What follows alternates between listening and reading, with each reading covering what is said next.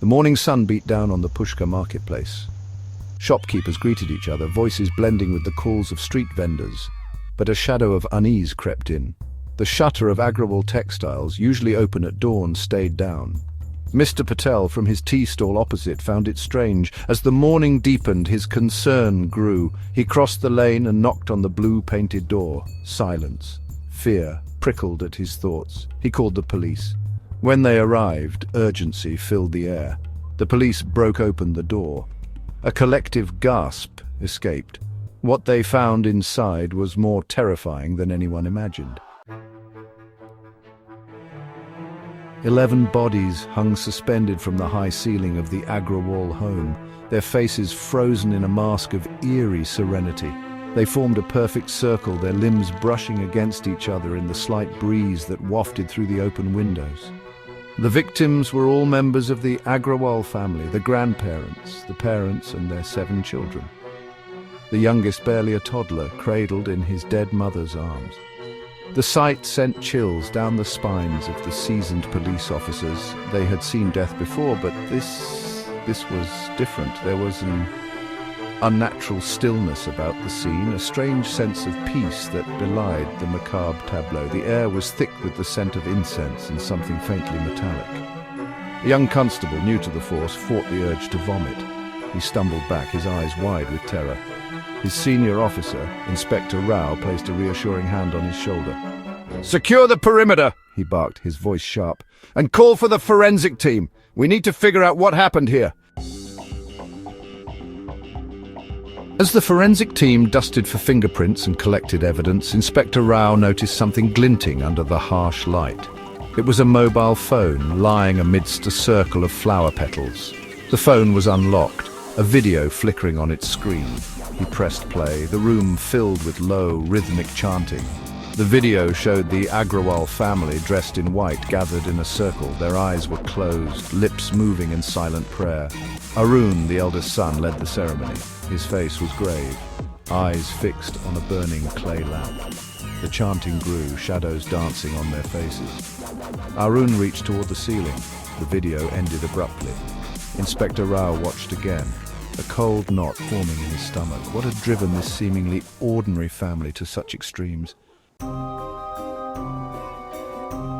Days turned into weeks, and the investigation into the Agrawal family suicide remained stalled. The forensic reports offered no concrete answers, only deepening the mystery. There were no signs of struggle, no forced entry, no suicide note. The only clue remained the cryptic video and the unsettling peace that seemed to permeate the house. Then, one afternoon, a breakthrough came from an unexpected quarter. A young officer, rummaging through the evidence boxes, stumbled upon a diary. It belonged to Mrs. Agrawal, and its pages were filled with her neat handwriting, documenting daily life and anxieties. But the last entry sent a shiver down his spine. Dated 3 days after the family was found dead, the entry spoke of a darkness that had enveloped the house, a presence that demanded silence and obedience. The handwriting was not Mrs. Agrawal's familiar script. It was shaky, almost illegible, as if written in haste and fear. "They are gone, taken by the embrace of the divine," the entry read. "But their sacrifice has appeased the shadows. The circle is complete, the pact fulfilled. We are safe now."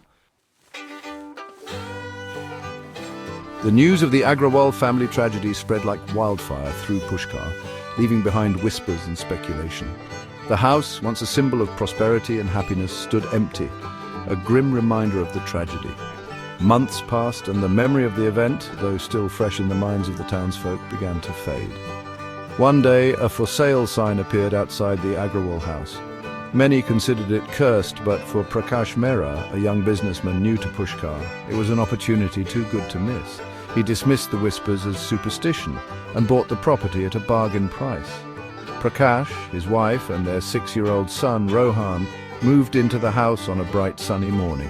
They were determined to breathe new life into its silent rooms and erase the shadows of the past. Rohan, oblivious to the tragedy, was thrilled with his new home, especially the spacious basement where he could play to his heart's content. One evening, as the Mehras finished dinner, Rohan, Engrossed in a game of hide-and-seek, slipped away unnoticed. He tiptoed down to the basement, his small feet barely making a sound on the wooden steps. The basement was dimly lit, the air thick with the musty scent of disuse. As Rohan wandered deeper into the basement, his laughter died in his throat. He felt a cold shiver run down his spine, a feeling of being watched. He spun around, his heart pounding, but saw nothing, just rows of dusty boxes and cobwebs shimmering in the faint light. Then he heard it, a whisper barely audible at first, seeming to emanate from the very walls of the house. It was a child's voice, soft and chillingly familiar. It spoke a single word, sending a wave of terror through Rohan. "Welcome," the whisper echoed back.